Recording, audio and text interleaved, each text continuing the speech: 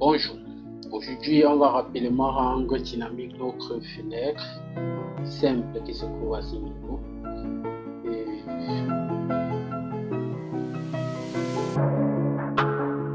Pour cela nous allons directement créer notre ouverture pour pouvoir matérialiser cela.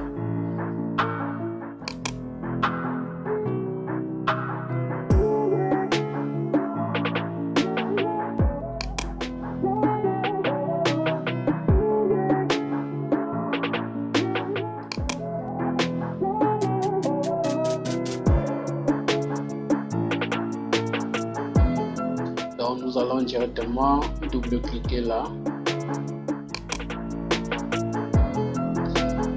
Et à partir d'ici, nous ajoutons les paramètres.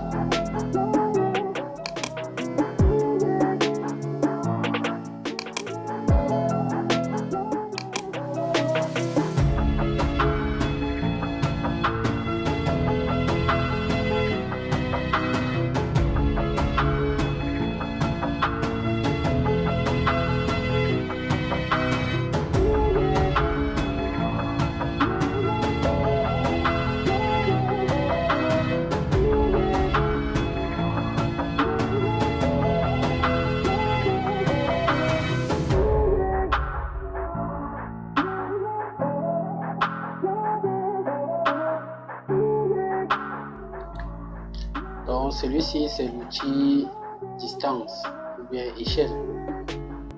À la base, nous savons bien que c'est une fenêtre de largeur 100, donc 1 mètre. Nous pouvons donc modifier sa largeur donc à partir de cet outil.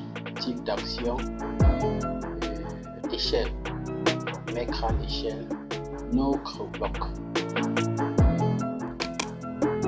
Et en dernier lieu, nous mettons rotation.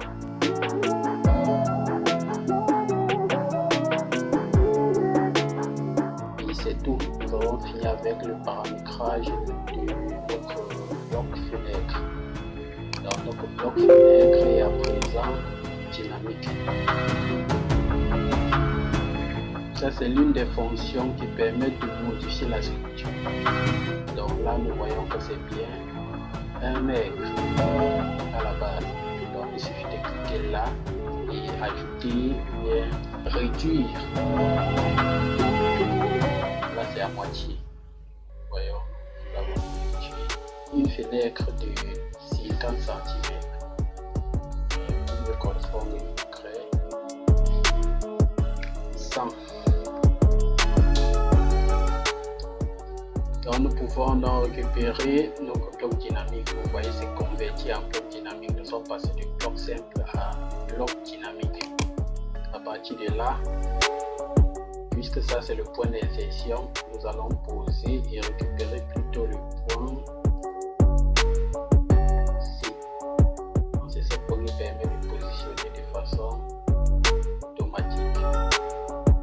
Donc là, il faut désactiver l'option orthogonale. Vous voyez que ça se pose directement sans souci.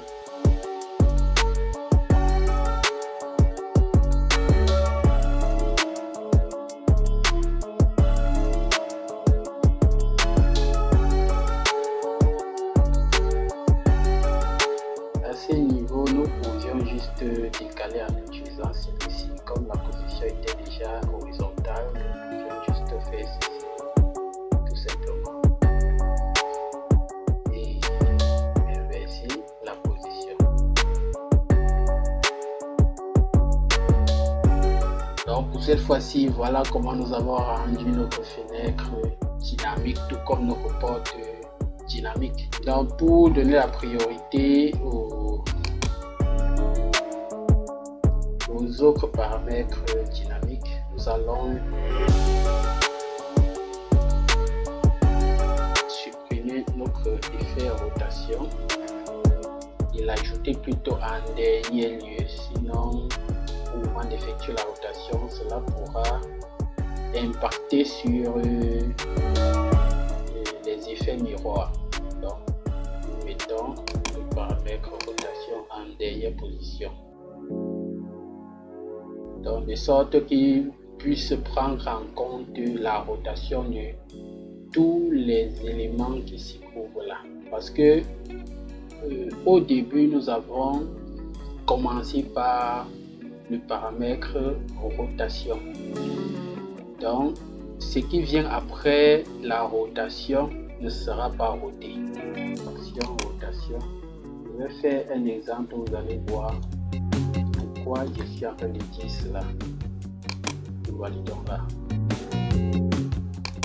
Parce que la dernière fois, vous avez bien vu à ce niveau-ci là, lorsque j'effectue la rotation et puis l'inversion, ça ne concordait pas. Voilà pourquoi il a dit que j'allais corriger ça cette fois-ci. Donc, comme test, nous allons, voilà, prenons notre porte dynamique, nous mettons là. Cela signifie que si je rote, alors ceux-ci seront aussi rotés. Parce que j'ai mis l'effet rotation en dernier lieu. Si je fais là, vous voyez, eux tous seront rotés. Et même la position. Donc à partir de là, si j'effectue l'effet miroir sera effectué à partir de ce point-ci. Et non du point de base qui était ici. Donc voilà pourquoi c'est primordial de mettre la rotation en dernier lieu. Après rotation, le point de base aussi est roté. Donc un changement de repère change aussi la position du point de l'effet miroir. Donc si nous effectuons là, vous voyez bien que l'effet miroir s'effectue en fonction d'ici.